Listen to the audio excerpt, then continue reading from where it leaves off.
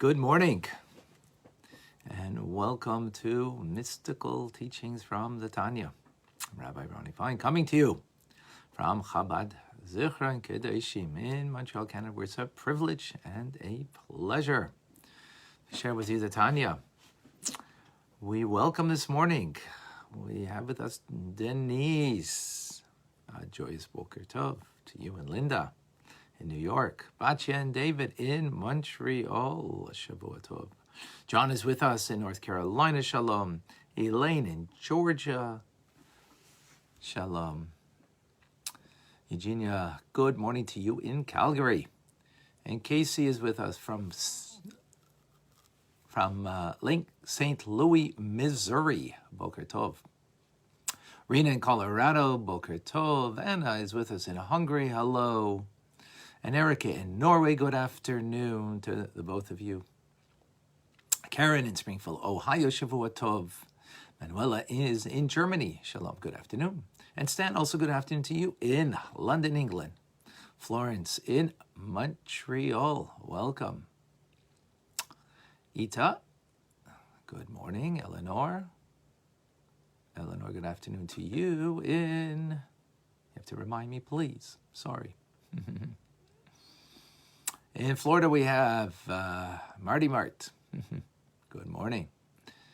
Alberto is in Brazil. Greetings. And in Clem, all the way from Brisbane. Good. Early morning. Thank you for joining. In Scranton, Pennsylvania, Susan joins us. And Chris in Mexico, welcome. Loretta is with us from Oregon. And Peter from Fairfax, Virginia, Boker Tov. Aska from Indonesia, Shalom, it must be evening. And Yan is with us from Mexico, Boker Tov. Okay. Heidi, Shavua Tov. Lisa. Yes, a global community we definitely have. A welcome, yes, and a happy Purim week. Exactly, that's what it is. Diane is in Monticello, New York. Thank you for joining.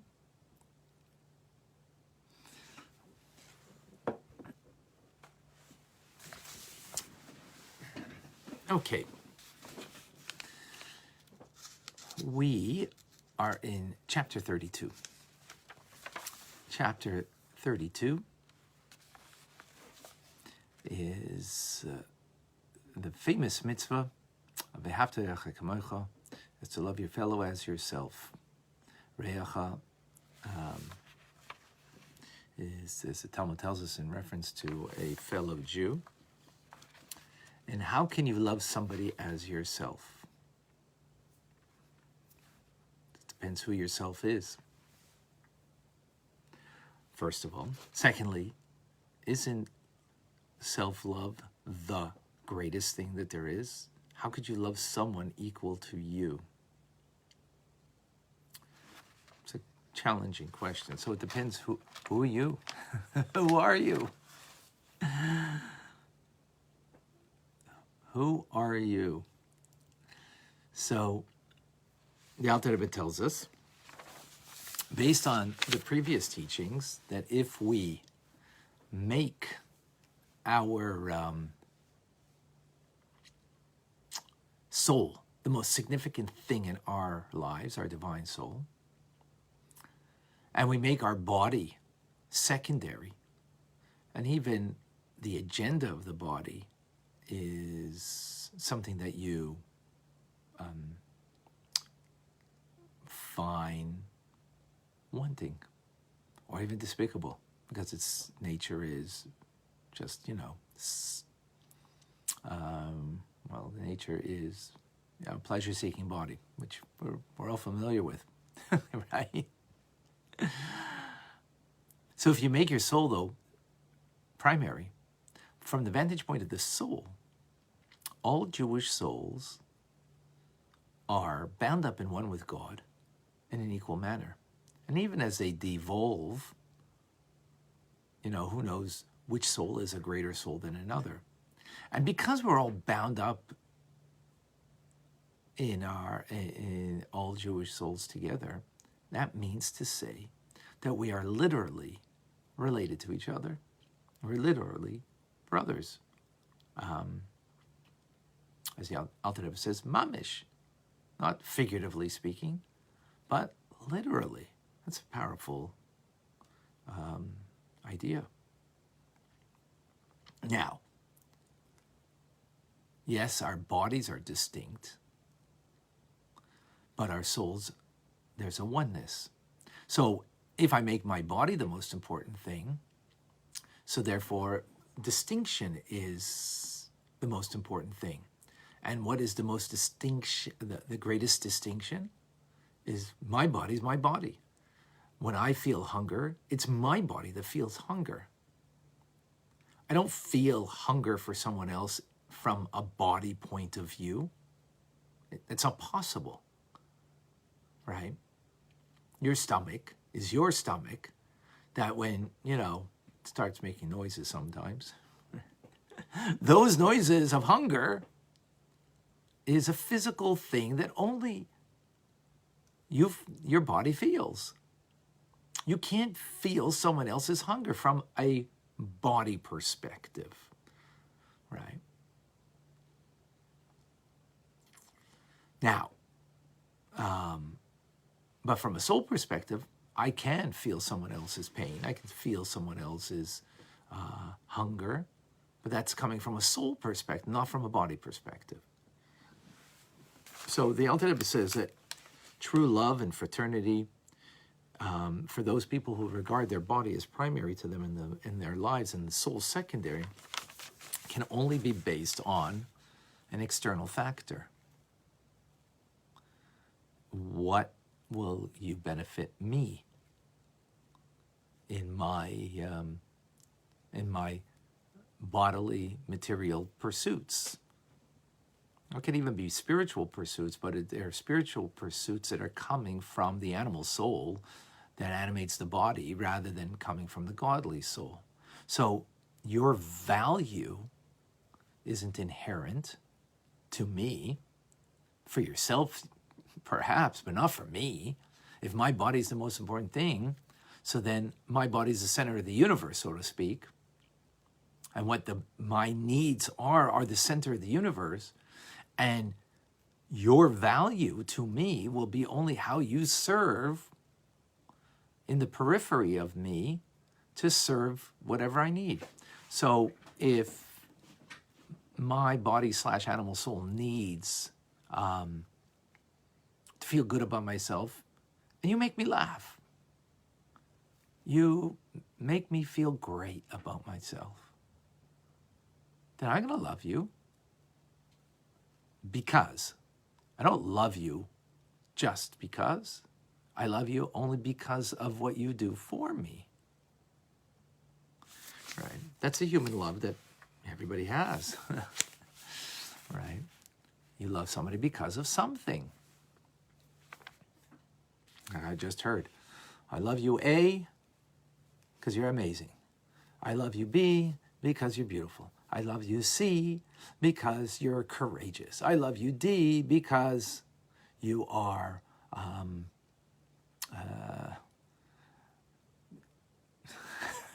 D, what's D? You're dear. Love you E, because you're energyful. I love you F, because you are fantastic. I love you G, because you are gorgeous. I love you H, because you are honorable. Wow. It's amazing you say that about a person, right? So, hey, continue. Don't stop there. JK. Oh, JK? I'm just kidding. Well, I am kidding. Why? Because that's your body talking. Right? In other words, all those things, not to suggest that those are not a truth, and therefore you should not express that to another person. That they need to hear that, right? Body / animal soul, John. right? The animal soul that gives vitality to the body. Body, you're right, body is just, it's matter, right? But the body matters. The body, right, matters to itself and only to itself. But it's the animal soul that gives vitality to the body. So it's those two elements that come together. We speak about the body because of that just makes it more emphatic. But yes, it's together with the animal soul that gives vitality. But the point is, from the body point of view, I'm separate from you. From a soul point of view, where there's a oneness. That's the point, right? From the divine soul point of view, there's a oneness. So what do we have over here is that from that body / again animal soul point of view, the love I will have for another person will be because, yes, you're amazing and you're all these things. And that's why I love you. Not because we're related to each other, not because our souls are bound up and one with each other. From the soul point of view, that's the reality. But the question is, what do I identify with? What's more primary to me in my life? Is it my divine soul, and therefore we're mamish achim, or literally, really related to each other? We're connected to each other, or one? So if I love myself because of my Jewish soul, so I'm going to love another Jew because of their Jewish soul. If I love myself because I am amazing, I am beautiful, I am courageous, I am dear, I am energyful, I am fantastic, I am da-da-da-da. Well, you know what's going to happen? I'm going to love people in a similar vein who have those qualities because that's what I love about me. So that's what I love about you. You don't have those qualities? Well, I won't love you. But if I love myself just because I am Jewish, because I have a Jewish soul, well, every other Jew has the same soul. Now, what does this have to do with non-Jews and so on? The Alter Rebbe is not dealing with this here. At another point, we can discuss this. We're not going to discuss it right now. Because v'ahavta l'reacha kamecha is the love of a fellow Jew as yourself. Now, well, just parenthetically, we do need to respect every human being because they're created in the image of God, and therefore we need to deal with them in a most respectful manner, right? And we have to respect that they have a purpose that they need to fulfill as a as a human being created in the image of God, that they have something special that they need to fulfill in their life, that they were created for. We need to respect that. We need to honor it. We need to help that. As Jews being a light unto the nations, that's how, it's a obligation. But here we're talking about something different, to love another as yourself. Well, who are you? I'm a Jew. And that's what I love. I love myself, not because I'm a good Jew. Because then I'm only going to love good Jews. If I love myself, I'm a good Jew. I'm going to love those who are good Jews. Those who are not good Jews, don't. I'm not going to love them. Not going to love them. But if I love myself because I'm a good Jew, just a Jew, so I'm going to love another who is just a Jew. Because that's what I love myself. Now, if you want to go and speak about, I love myself, I'm a human being, that's not the true identity, even though there is that aspect. But there's a deeper aspect of the Jew, is that they have a Jewishness to them, as opposed to just a humanness. So that's a deeper aspect of the Jew. So, now, based on that, the Alter Rebbe now explains how we've explained now how to love another as yourself, with this we can understand something else, an amazing statement that someone who wanted to convert to Judaism came to Hillel the elder and asked him to teach me all of Judaism while I'm standing on one foot. And he taught it to him in one phrase. Don't do unto others that which you don't want to have done unto you. And the rest is commentary. One mitzvah. And what's that mitzvah? To love another as yourself, right? Don't do unto others. That's the basis of that mitzvah. Why it's a negative, not in the positive? That's a good question. Another time. But how's that all of Judaism? Maybe that's all of the mitzvahs between a human and another human, you could say, right? In the humanistic mitzvahs, go visiting the sick in the hospital, go and comfort the mourners, right? Because don't do unto others that which you wouldn't have done unto you. So you wouldn't want to have, God forbid, you're mourning a loss and no one would come and comfort you. So don't,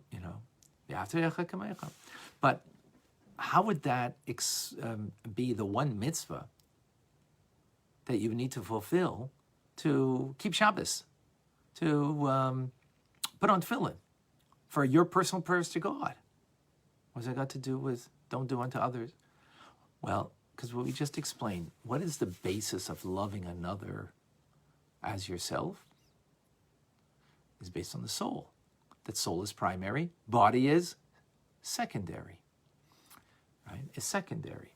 Your primary perspective on how you view yourself is that. So what does it mean? That the soul should always be primary and your body secondary. Well, when you think about it, that's really what life is all about. What do we make primary? Do I make my needs primary? Or do I make my physical, material, or even just self-directed body/animal soul needs? That's how I identify with myself, and that's what I make most important in my life? Or am I making my divine soul, what God needs from me, most important?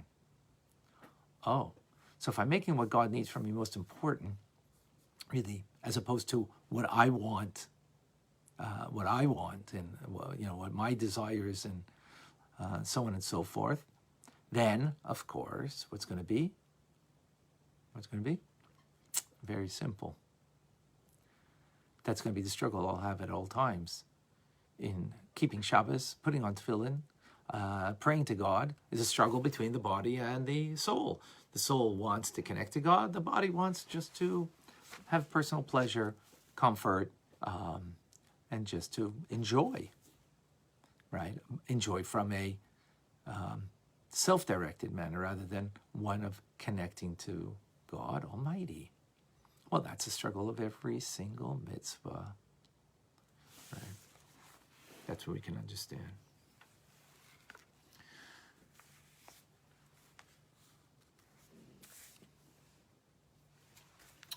The Alter Rebbe goes now further. He goes further with this notion. And to bring it to a deeper notion, which will bring us to a point of love and hate coming together. Interesting idea. The Talmud tells us that if you see a friend sinning, you should hate him. You should even tell your teacher, hate him too. Now, that sounds very not in sync what we just learned. If I love myself because I'm a good Jew, so okay, then I'm going to love good Jews. But if I love myself because I'm a Jew, I got a Jewish soul, so why am I going to hate somebody here? How does that make sense? I'm not loving me because I'm good. I'm not hating me because I'm bad. Which, we wouldn't, right? So what does this mean? So Alter Rebbe says,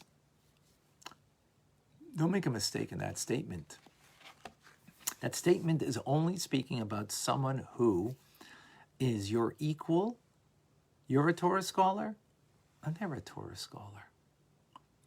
You're fully committed, they're fully committed. They were your study partner in yeshiva, for example, right? Now this person had a lapse. They had a lapse in their commitment. As it says, and firstly, you need to rebuke this person before you can hate them. And you shall surely rebuke your friend repeatedly. And it says, Amisecha, your friend, meaning someone who is on par with you in Torah and mitzvahs. On par with you. I'm speaking about the scholar. But someone who's not on par with you. Someone who's not your companion, not your study partner, right? Even, and they are, as the sages say, ignorant of their what God needs from them and what Torah is. Even their deliberate transgressions are considered inadvertent acts because they're unaware of the gravity of the sin, as opposed to that person who's a Torah scholar who knows about the gravity of the sin and still did the sin, right? But someone who isn't aware is only inadvertent. It's only considered inadvertent, right? So the Alter Rebbe says, actually, on the contrary, such a person, the statement that we just made from the Talmud does not apply. Such a person, what it says in Pirkei Avot, what it says in the ethics of our fathers, that's what applies, which is something to the contrary, which is what Hillel said, be one of the disciples of Aaron, the high priest, loving peace and pursuing peace, loving creatures and drawing them near to the Torah. So the term he uses over here is loving creatures. Creatures? He doesn't mean animals, but he means a person who might be acting kind of, as a creature. In other words, not in a godly way. They're distant from a godly way. So how do you deal with them?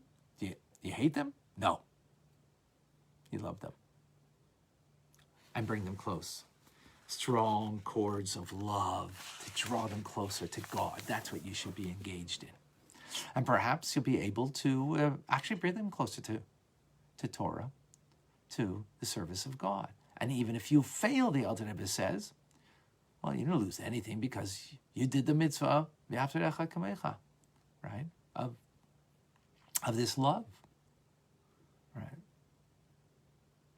So, someone who is not your equal, who's not a Torah scholar, right? For a Torah scholar, a inadvertent sin is considered deliberate because they should know better. So this person knows better and they're sinning.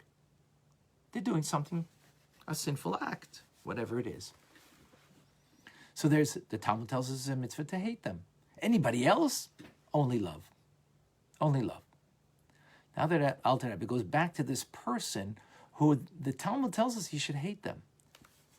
He says, one second, the truth is, yes, you have to hate, but at the same time, you're also obliged to love this person. At the same time. How do you love and hate at the same time? Is that possible? And what are you loving? What are you hating? So Alter Rebbe says, it's possible. Why? Because you hate the evil and you love them for their neshama, for their soul. Because they have a soul that's like yours, a Jewish soul. So you love them for that. So which one takes precedence? Which one is like front burner, back burner? If you're having two emotions, there's going to be a primary one and a secondary one. So what's the primary one? Love. Even for this person who's a sinner, who should know better, who's a Torah scholar. You should primarily love them and secondarily hate them. Why? Because them you love. What you hate about them is not them. is their evil, their actions, the things that they do. But the things that they do is not them.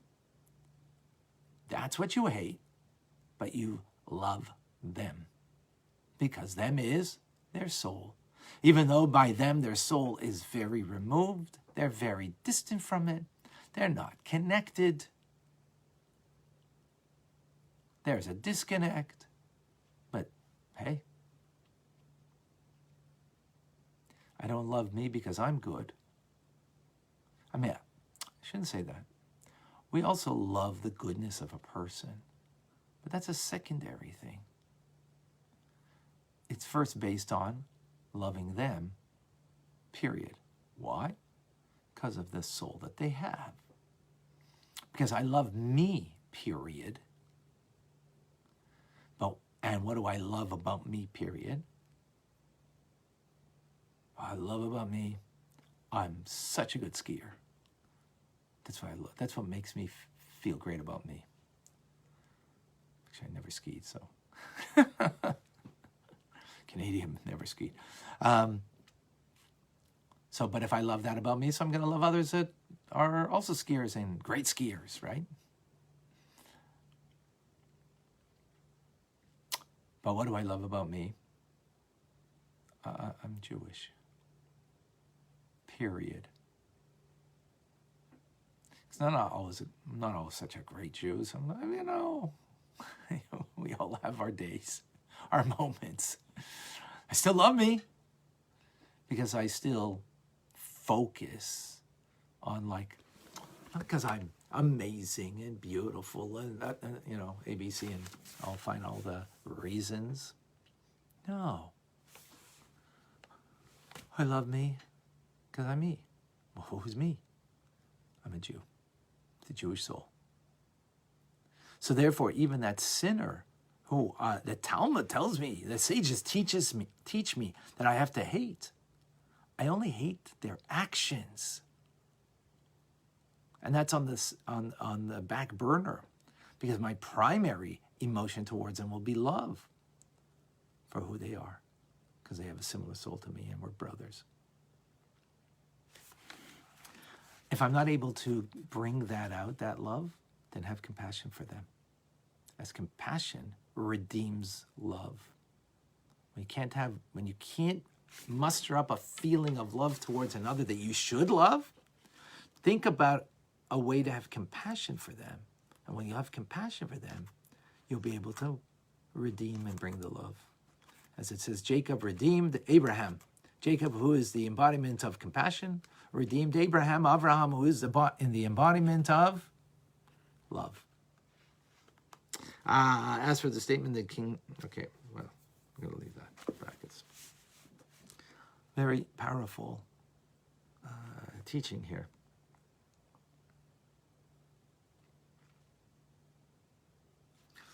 So I connect to another based on who I see myself as. That's how I will connect to another. And that's what the Alter Rebbe is telling us over here.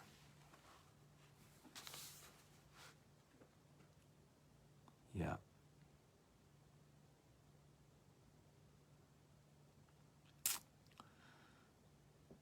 Hate the sin, not the sinner. Exactly. Thank you, Chris. John, yes. Okay, any questions here?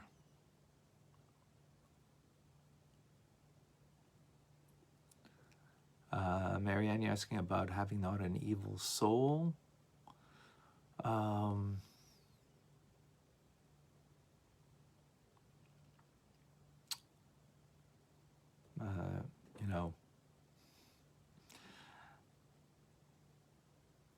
Can there be an evil soul? That's a good question.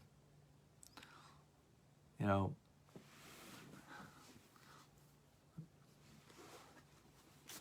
know, possibly.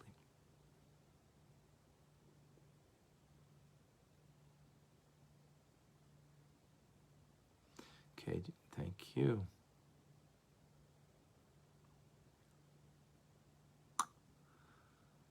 Okay. I know now that What do you know? Thank you. Oh, Bachi, I know now that the love that I have for myself and my fellow Jews comes from my Yetzer Tov, and it's not coming from, and it's coming from my neshama, which is selfless, unless they are on the same level of me, and the same level of me, and has went off the derech of knowing better. They continue in their folly. I'm to hate their action and love their soul, so it's totally possible to love and hate the person, but should primarily love and have compassion for them. And remember that that's only for someone who is a scholar, who should know better. Right? The hate only is for the scholar. That's amazing.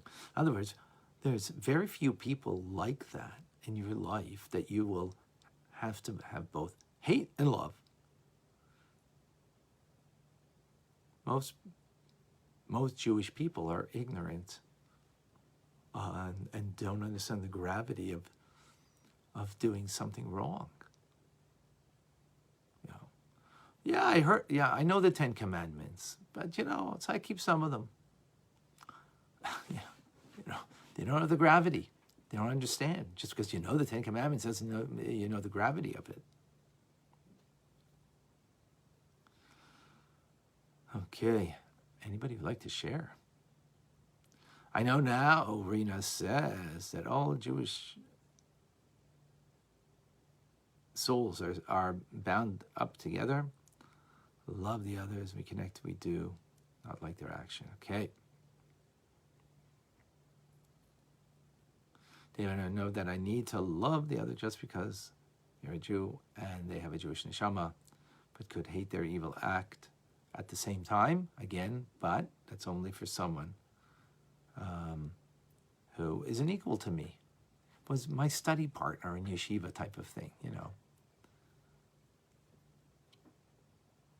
And the reason for that hate is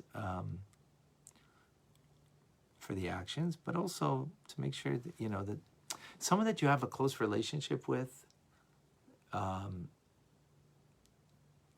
if you don't hate their actions, sometimes you will learn from their actions.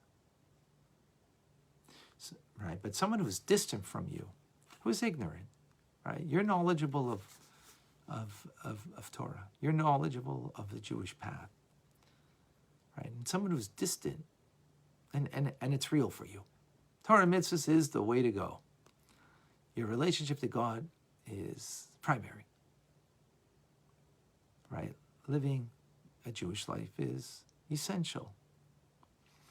So someone who it's not primary to them, it's not essential, very likely you're going to learn from them. You learn from people that are close to you. So that scholar that you were study partners,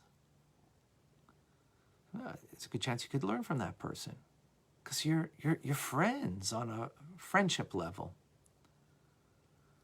So no, hate their negativity, hate their actions. But someone who's distant, you're not gonna learn from them. You're someone who's devoted to Torah mitzvahs, to doing what God needs from you. So very unlikely. Eugenia says, I know now that the only way to truly love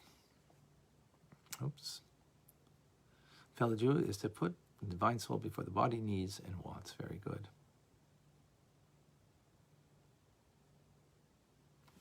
Okay, anybody willing to come on for this? Stan, Lisa, Susan.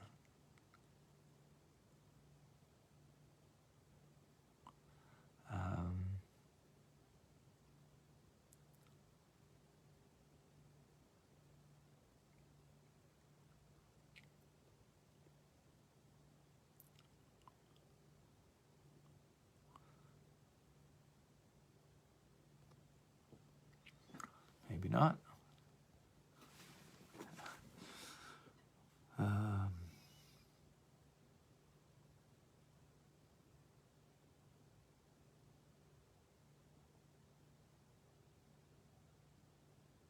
Okay. Thank you, folks. All right. Sharing is caring. I'm Rabbi Ronnie Fine coming to you from Chabad Zurich and Kadesh in Montreal, Canada. It's a privilege and a pleasure to share with you the Tanya. Have a wonderful day. Good Vach, Shavua Tov.